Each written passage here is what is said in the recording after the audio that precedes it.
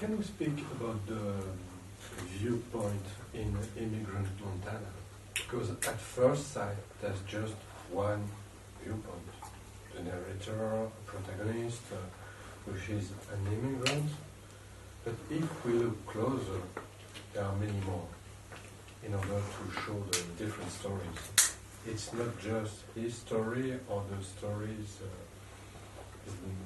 it's also the story is being told. Yeah. And it's there that the structure that seems simple becomes really complex. Yeah. Thank you. You want to tell them the question? Je voudrais peut-être poser la question du point de vue dans votre roman. La question du point de vue dans le roman, parce que, au premier abord, Immigrant Montana a l'air très simple. On a un narrateur, un protagoniste qui raconte son histoire d'immigrant, les histoires d'amour qu'il vit, et il ne sait pas trop où il va. Et quand on regarde de plus près, il y a beaucoup d'autres points de vue, parce qu'il y a d'autres histoires qu'on lui raconte ou qu'il découvre, qui ne sont pas écrites de la même manière. You know, it is too late in the day. That's an idiom in America. It's too late in the day. Like it's, how do you say it in French? It's like, it's too late in the day to have a singular voice, just one voice, or an authoritative, all-knowing voice, or to have an omniscient narrator. Le point de vue omniscient, c'est un peu daté en fait. Aujourd'hui, on n'écrit plus vraiment de cette façon. I mean, with Freud, for example, consciousness was split. There was the conscious mind, and then there was the subconscious. Par exemple, avec Freud, on avait la conscience qui était séparée en deux, avec d'un côté justement la conscience et de l'autre côté l'inconscient. And the gift of Marx was, okay, who's speaking? Is this the ruling class voice or is it the voice of the working class? You know? Society is split by class. Et le cadeau de Marx, c'était de dire que c'était finalement la société qui était divisée entre la classe des travailleurs et puis l'élite. And with someone like Nietzsche, it is language, but what is left unsaid. Et avec Nietzsche, l'important c'est le langage et puis ce qui n'est pas dit dans le langage. And so today, after the civil rights movement, after the women's movement, after other movements, you can't really have one voice speaking, you know. Et aujourd'hui, après le mouvement pour les droits civiques, après les mouvements pour les femmes, on ne peut pas avoir un narrateur avec une seule voix.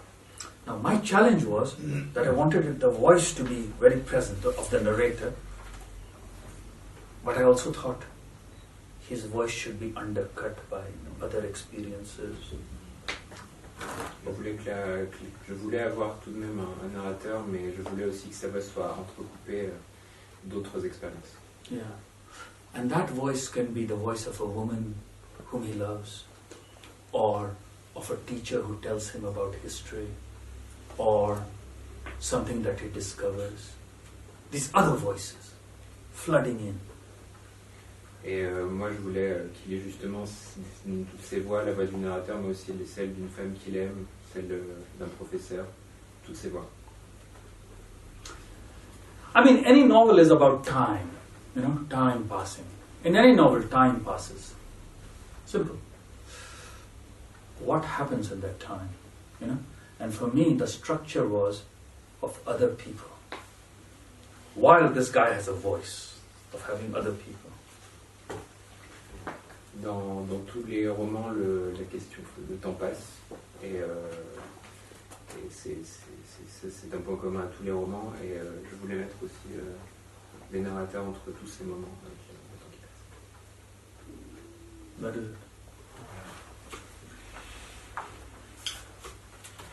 it. If we look even closer,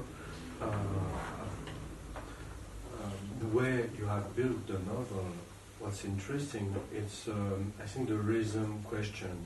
You put sections, the present tense of the story, you create tension with the sex scenes. our desire to have sex and Yeah. scenes and difficulties, classical storytelling, and you have all these other stories that cut the rhythm, and sometimes it's not just the story of the protagonist, another story, protagonist, another story. It differs. Sometimes Yeah. you have 3 short chapters, Yeah. really smooth in rhythm, Yeah. and then you have alterations of very dense stories Yeah. that in a few pages Yes. that cover years Yes. of stories. Yes. Stories about all the characters. Yeah. There's one character that is really important, his mentor. Yeah. Yeah. He can, Yeah. the stories he tells, Yeah. because he's a storyteller, and the stories about him. I translate. En termes de construction, ce qui est intéressant, c'est la manière dont vous avez travaillé le rythme, je crois. Parce qu'on a l'histoire avec ce protagoniste qui est immigrant, et c'est raconté en temps réel, on va dire. Ces histoires avec des femmes, c'est des scènes de sexe qui créent de la tension. C'est une narration classique avec de la tension, comme dans un récit d'action. Est-ce qu'il va y arriver? Et c'est pas joué, il y a de la difficulté, on ne sait pas si le personnage va y arriver. Et les autres histoires qui sont intercalées, des histoires à propos d'autres personnages. Et un des personnages importants, c'est le mentor du narrateur, du protagoniste, qui est quelqu'un qui raconte beaucoup d'histoires. Et parfois, ça crée des alternances dans le rythme, puisqu'on a des histoires très denses, qui couvrent des années dites en une page, alors qu'on aura 15 pages pour une scène où quelqu'un va faire à la bibliothèque, étudier. Et on a aussi des histoires à propos du mentor qui ne sont pas racontées par lui, mais par d'autres personnages. Et on a toute sa vie. How did you work on this aspect, and did you work a lot about the characters? Because it's different stories than these stories. Il s'agit d'histoires différentes, qui sont les histoires des personnages, et pas des histoires de contexte comme l'idée. I try to work by thinking of different people. I wasn't, although one of my editors thought I was just being autobiographical, I wasn't. So I tried in my mind to produce, I took some things from some real people, but I worked, in my mind, I don't know how successfully, thinking of them as very distinct. So that if there are 3 lovers, they should be different. And there should be a movement across. And if there is no movement, there should be acknowledgement that we are making the same mistakes. I also thought that at the level of mentor, these other historical characters, there should be differences between them. I should tell, perhaps this is a partial answer to your question, I should tell that one summer I did one draft. I don't know, do you guys have residencies in this country? Writing residencies? Okay. So that's my salvation, to apply for a residency. And I've been able to write in the last 3 years. I've just produced another book because of residencies. Another one coming up. Please pray for me. I'll go on the other hill that prays. So, I worked hard, is the answer, on making different people to think about. So, for example, there's an American woman who is older, then an American woman who's younger, then a Chinese woman that he's with. And to contrast that with one mentor who is male, and with Agnes Medley, who is a woman who he thinks about as how she dealt with it. All as different people, thinking about it. I don't know, again, how successful it is, but that's what I was thinking. And I'm trying to say that I worked hard, but it was made easy by the fact that I would work for a month in a residency, did a draft. Next year came, I taught another year, taught some books, next residency, I hoped my wife would still stay with me when I came back. Who knows? And that was all right. And then that's how the book got written. It takes time. Donc, au niveau des différents personnages, j'essaye de créer des contrastes très forts, j'essaye de les penser comme des personnages très distincts. Donc, je vais mettre par exemple une femme américaine plus vieille, une femme peut-être beaucoup plus jeune. Je vais essayer de vraiment beaucoup les différencier et je travaille aussi dans des résidences d'écrivains année après année en espérant que ma femme ne me quitte pas entre-temps. Et j'essaye d'avancer en disant comme ça. Et j'insiste que c'est grâce aux résidences en fait, que j'arrive à écrire de cette façon. Et qu'un éditeur pensait que c'était très autobiographique mon roman. Mais en fait non, je prends vraiment à partir de gens que je connais pour créer des personnages très distincts et vraiment personnels, avec une vraie personnalité. I mean, this one more thing if I could add. At this residency I took two things. One was a small box with 5 or 6 books that I wanted to keep in front of me. And the other was, do you in France also say thermos? Thermos flask? Yes. At night I would make the coffee and put it in the thermos. And when I woke up in the morning, I would not check email or answer phone or anything like that. At the residency I would just pour the coffee and write from my dreams. Donc pour ces résidences, je ne prenais que 2 choses. Donc la première c'était une boîte avec 5 ou 6 livres. Et la deuxième chose c'était un thermos. En général la nuit je faisais le café, je le mettais dans le thermos. Et le matin je ne regardais pas mes emails, je ne faisais rien d'autre que prendre le thermos et me servir un café et puis me mettre au travail. Écrire sur des rêves. The only problem was that at night, all the writers wanted to drink. Yes. And there was a table tennis table and I wanted to win every game to a certain mark. And ego took over and I wasted too much time, but my game improved a lot. Et le gros problème c'est que la nuit, tous les autres écrivains Ping pong. voulaient boire et donc je devais montrer, asseoir mon autorité. Et donc ça m'a fait perdre un peu de temps. Mais... Parce que je joue au ping-pong aussi, j'ai bien amélioré mon jeu depuis. Il y a un autre niveau narratif dans Immigrant Montana, c'est l'aspect roman historique.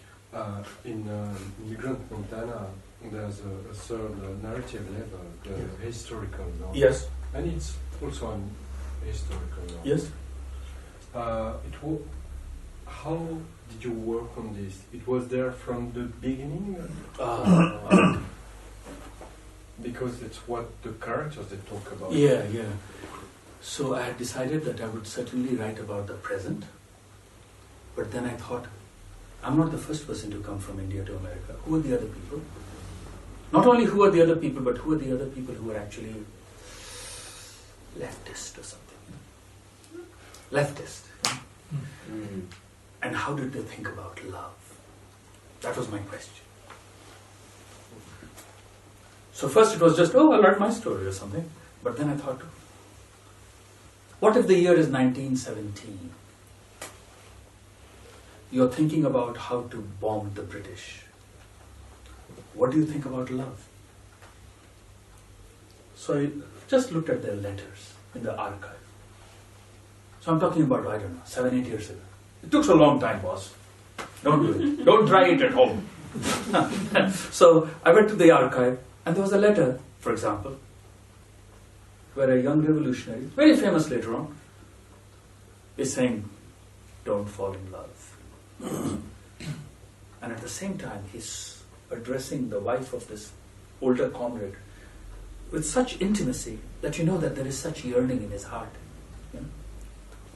So that's how I began thinking, how to build the historical layers. And then I looked at the letters of Indian soldiers in France in the First World War. You know, You say that and then I'll give an example to them. Donc, je voulais écrire. J'ai utilisé du travail j'ai travaillé à partir des archives, puisque quand moi je suis venu aux États-Unis, je voulais aussi écrire à propos de l'amour, et puis je me suis dit, telle époque, comment on pouvait parler de l'amour. Donc j'ai regardé ces lettres où je voyais où un soldat révolutionnaire écrivait ne tombez pas amoureux. Et j'ai aussi travaillé sur des lettres de soldats indiens de la Première Guerre mondiale. So, soldiers posted in France because the British had enlisted these soldiers. So when I came to America, I would write letters home to my parents describing how sweet the apples were, or how light the snow felt, because they had not seen apples or snow. And so I wanted to see what the soldiers were writing, and also how they described loneliness and love. One soldier wrote, "For the love of God, tell me, is my parrot still alive?" No? Okay. Donc, quand je suis arrivé aux États-Unis, je me disais, j'envoyais des lettres à mes parents pour leur dire ce que ça faisait de voir la neige, ce genre de choses. Et je voulais savoir aussi comment on décrivait la solitude, comment on pouvait décrire ces choses, puisque finalement, pendant la Première Guerre mondiale, les Britanniques avaient enrôlé des soldats indiens, et là j'ai lu cette chose. For the love of God. For the love of God. Is my parrot still alive? Pour l'amour de Dieu, est-ce que mon perroquet est Yeah. And another one, I put these letters in the book, Another one, it's a very conventional society, but another soldier wrote, "It has been 4 years. I'm paraphrasing, I don't remember the exact word. It has been 4 years. If you think it's okay," he's writing to the village teacher or someone, "then my wife should be with another man, so that there can be children in the house." Et une autre de ces citations, c'était cette lettre où quelqu'un écrivait, ça fait déjà 4 ans, voilà, si ma femme veut avoir des enfants, qu'elle fasse ce qu'il faut pour que ça se passe. So said that the French ladies are very nice to us. He's not going to translate. He's like, I don't think so. I think this is bad politics. I don't care for the truth.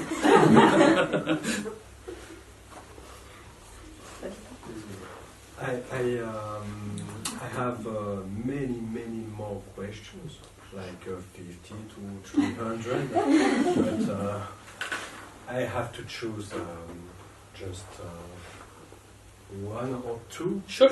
And afterwards, if the students, the people want to ask you questions. Yeah. First of all, when you have finished the first draft, Yes. do you have first readers? No. Est-ce que vous vous faites relire par des lecteurs externes quand vous avez terminé le manuscrit? There is one friend of mine to whom the book is dedicated. He's a wonderful writer.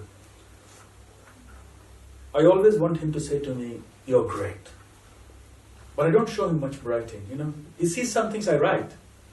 I mean, I post pictures on Instagram and he will quickly send me, he'll say, "Fuck!" Exclamation mark, exclamation. And that feels great to me, that's all I need. Mm. My wife is very jealous of him because she thinks I only trust his judgment. But my wife is an economist, so why would I even show it to him? She's like Macron. So now, but can I give one thing about that secret that I believe in and I want to share with everyone? When you have your first draft, don't be lazy and just copy it and say, draft 2. No. Print it out and put it next to your computer or whatever. Print it out and then start afresh. Type everything. The second draft has to be a rewriting by printing it out. Then otherwise it's very lazy. The mind is very lazy. Yes. It slips into the pattern of, if you think you're just going to edit it from the thing, mistake. Do that only with articles and stuff. I say this to my students where they lose a USB key with all their text. I say it's a great news. It's a great news, it's a miracle. Go and write it again. It will come, and it will be better. Pour en revenir sur cet ami, j'ai cet ami, ce bon ami, mais je n'ai pas de relecteur. Je lui envoie simplement des choses par Instagram et puis il me dit voilà, c'est très bien, mais ma femme ne l'aime pas beaucoup d'ailleurs, mais ma femme est une économiste, donc après tout, qu'importe son jugement. Et sinon, comme autre conseil, ce que je peux donner aux gens, c'est que lorsque vous avez terminé votre premier jet, ne soyez pas fainéant et juste l'éditer. Imprimez-le et puis reprenez-le et réécrivez-le. Puisque éditer, c'est très... le cerveau est quelque chose, c'est un organe très fainéant et vous n'en tirerez moins que si vous l'imprimez et puis que vous faites les corrections ensuite. Alors, une dernière question. Nous avons parlé un petit peu de creative writing. Est-ce qu'on trouve des formations de creative writing en Inde, que ce soit à l'université, dans des écoles privées où on apprend les règles de craft, de construction narrative? What about creative writing in India? Are there private schools? Is it taught in universities? Not in the universities, but writers from India who are teaching abroad, they are being brought in to offer courses. And there has been a great explosion in writing. People find, in a world that is becoming increasingly alien or alienating or mechanized, people are finding great liberation in writing, in expression, in creativity, I think. Dans les universités, il n'y a pas forcément de cours de creative writing, mais les écrivains sont parfois, on leur propose de faire ce type de cours, et je pense qu'aujourd'hui, dans un monde qui est de plus en plus mécanisé et très aliéné, finalement, l'écriture explose et les gens trouvent ça très libérateur.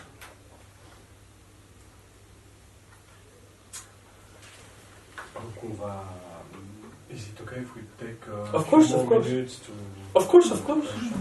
Si vous avez des questions, en anglais ou en français.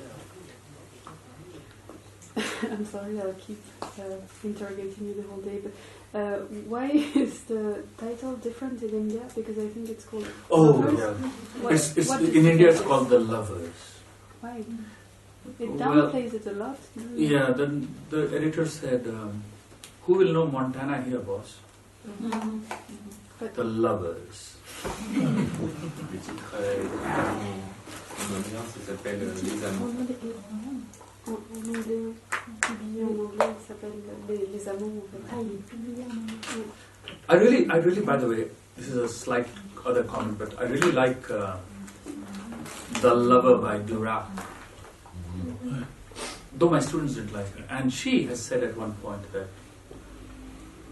oh, it's a drunken airport novel. She called it that. But I like it a lot. And so when this guy said The Lovers, I thought, oh, there's an echo of The Lover. Improper love. Things like that.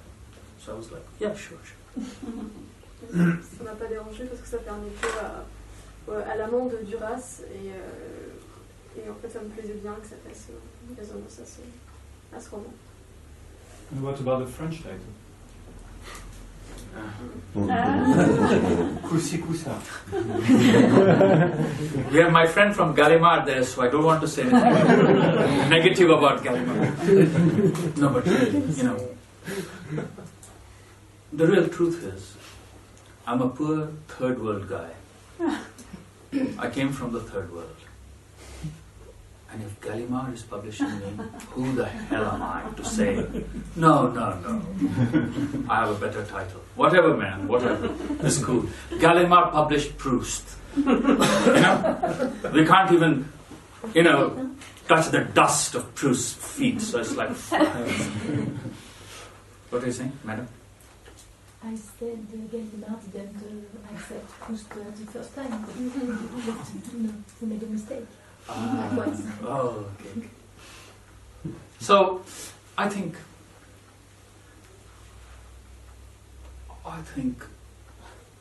the monkey with his racist connotations should perhaps have been avoided, even though there is a monkey in the story. But I don't know what they were thinking, so I'm sure they have good ideas for it. But that was one of my responses. How to give seriousness. I mean, I don't want to be serious all the time, but also how to be a bit clever is the thing. How to exercise immigrant cunning. I don't know. You are frowning, lady. Why are you frowning? I'm not. Okay. I'm listening. Oh, okay. You had this. But I've got one question for you. Yes, please. When did you first know that you wanted to become a writer? Around 16 or 17, Mm-hmm. 18 maybe, I came from my small town. I got a scholarship and I came to the big city. Cool? Mm-hmm. And as I said, I'm from a very poor part of the country, the poorest state. So this was very new to me. And I wanted to impress the girls in my class. And I wanted to just describe things that were happening, It was a struggle. For example, just the way the bridges in the city looked. The bridge points are different. Mm-hmm. The bats in the sky. So, at that time, when language came to me, over some period of struggle, I started noting down all the words, new words and all that. It was a great feeling. I thought I would be a writer. Then I came to America. Mm-hmm. And then everything went badly because of the influence of some French people in America, namely Derrida and Foucault. Everyone thought that you had to be a critical theorist rather than a writer. And so there were some very good writers in my program in Syracuse, including George Saunders, for example, who was a very good friend of mine and was nice to me, but I would think, he wants to be a writer, he doesn't know, he has not read Louis Althusser,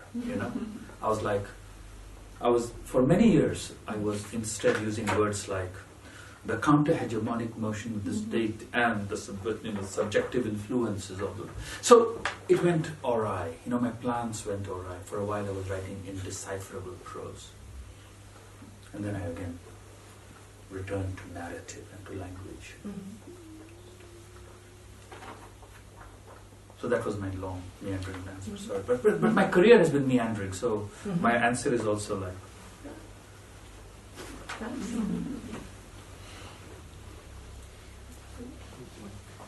Donc moi j'ai commencé à écrire à mes 16-17 ans, je venais d'une petite ville assez pauvre.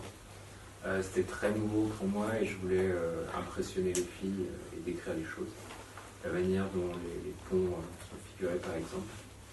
Et je suis arrivé aux États-Unis et ça s'est pas forcément très bien passé. On avait toutes ces grandes idées avec notamment Foucault et Derrida où on disait avant d'être un écrivain il faut être un critique. Et ensuite finalement je suis revenu à la narration et ça a fini par bien se passer.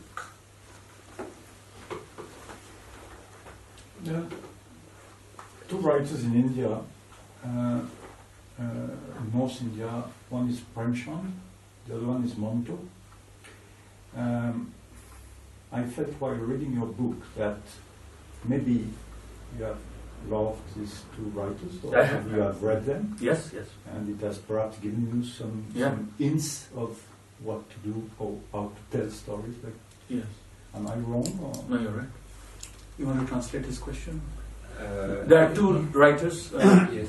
and one name is Manto, M-A-N-T-O, Mm.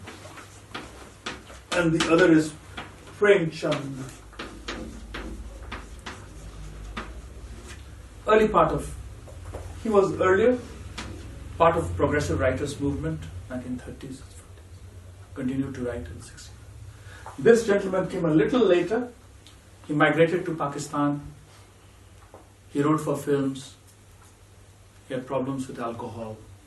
But he produced some of the best literature of the partition when India and Pakistan were divided. I like them because of their realists. In case of this guy, he was a little bit more sensationalist, but he used newspaper accounts or wrote little pieces. In this country, they were called feuilletons or something like that. I'm not pronouncing it right. Something like this? Feuilleton.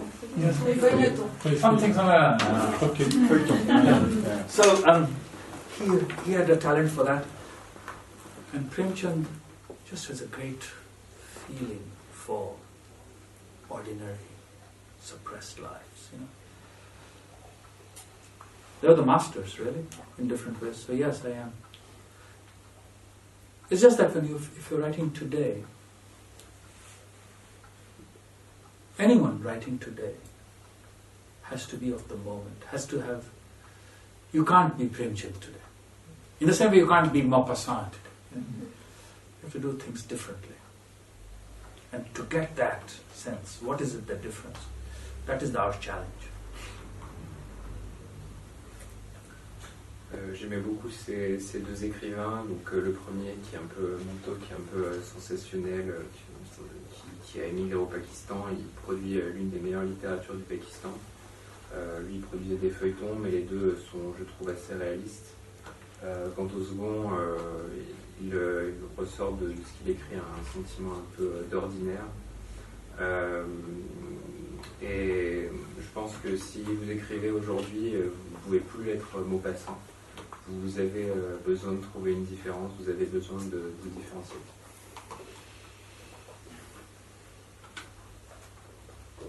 Any other thoughts? If you don't mind. Thank you very much for your book, which I very much enjoyed. What I enjoyed was the mixture of genres, and especially when I saw the footnotes at the bottom. I mean, you were saying that it's both a historical novel, a personal story, and so did you know from the start that you wanted to mix genres, or is it as you went along that this mixture came on? Okay. You want to translate the question? Donc la question, c'est finalement, vous, dans votre livre, vous mélangez beaucoup de genres. Il y a de la fiction historique, et un roman historique, mais pas que. Vous avez beaucoup de notes de bas de page. De quelle manière s'est fait ce mélange des genres? Est-ce que c'était depuis le début ou est-ce que c'est arrivé au cours de la rédaction? I did not. I think it took such a long time because I was looking for that particular mixture. So I had not. I tried to write in a singular thing. It's not satisfying. So I'd like to let it be. I published a story 15 years ago called The Monkey Suicide. It was a real story. I mean, it was written as a conventional story. Mm-hmm. It won the first prize. I got some money. I was happy. But that's very different from what I did with it. Mm-hmm. I think if there's anything good about the story, it's not just that it is true or captures or wrestles with truth, but that it finds this form. Mm-hmm. It's a challenge, I think, and a good one. Should I stop or should I have one more thing to say? So you just translate it and then I'll say it. Yes. Donc non, je n'ai pas fait ça, ça a pris beaucoup de temps, puisque je recherchais un mélange assez particulier. Il y a quelques années, j'avais publié Monkey Suicide, mais ce que j'ai fait récemment, c'est très différent. C'est quelque chose qui a mis du temps pour trouver sa vraie forme. You know, can you ask how many is anyone here an academic? Like, are they Est-ce qu'il y a des universitaires parmi vous? You are, okay. I'm an academic. I hate academic writing. I hate academic writing as well.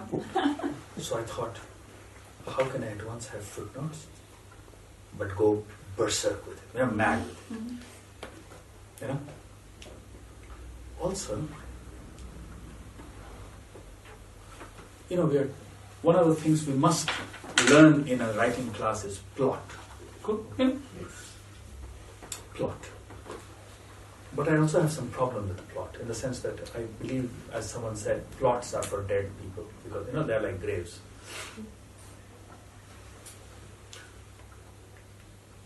So if I discovered that a study was done in which people said, there were 250 people in a psychological study produced 257 reasons why people have sex. Cool? I wanted to put that in the book. Because people gave weird answers. I wanted to change the conversation, I wanted to burn calories, I wanted, you know, things. But I didn't want it to be as a plot. He said, why do you think people are saying? She said, oh well, there's a study. Oh, what study? You know, that's, no, just put in a footnote. Why make it up? Just give information. So I was playing with the footnote. I was playing with the conventions of academic writing, finding my liberation. Alors, je déteste les écrits académiques, les écrits universitaires. J'aime pas les footnotes, les notes de bas de page. En creative writing, on apprend à faire tout ce qui concerne la structure, le plot, mais certaines personnes disent que c'est simplement pour les gens qui sont morts. Moi je dis que finalement quand on a besoin de donner telle ou telle information sur une étude dit que ou une autre étude dit que, on peut mettre ces des notes de bas de page. Il donne l'exemple d'une étude sur 2000 raisons pourquoi les gens ont des relations sexuelles. Lui, ça ne l'intéresse pas d'inclure cette étude dans l'histoire, en fait. Il ne va pas créer des personnages qui vont dire « Ah bah moi, j'ai des relations sexuelles à cause de ça, et à cause de ça. » Lui, ce qui l'intéresse, voilà, c'est juste de pouvoir donner l'information en note de page sans pouvoir autant l'insérer dans l'intrigue. These guys have done a great job. We should clap.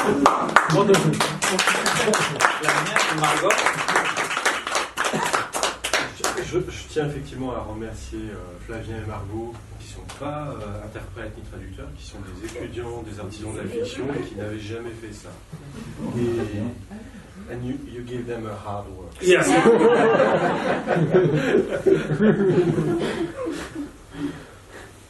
Voilà, bah merci. Alors nous avons quelques exemplaires du livre de Amitava Kumar à côté, si ça intéresse certains d'entre vous. L'acheter, se faire dédicacer, discuter encore un petit moment. Voilà, bah merci d'être venu.